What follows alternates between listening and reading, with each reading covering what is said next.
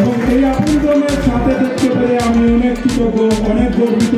ত্রিমার্ট পরিবারের মানুষ, এই প্রান্তিক পর্যায়ের এই মাঝারি ক্ষুদ্র মানুষগুলোই, এই ব্যবসায়ীগুলোই কিন্তু আমাদের আপনজন, আমরাও তাদের আপনজন।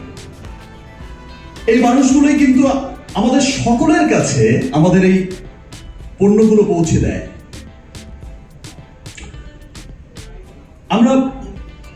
আমরা লাস্ট যখন মিটিংগুলো করি, বোর্ড মিটিংগুলো করি, তখন প্রায়শই একটা বিষয় খুব লক্ষ্য করে দেখেছি।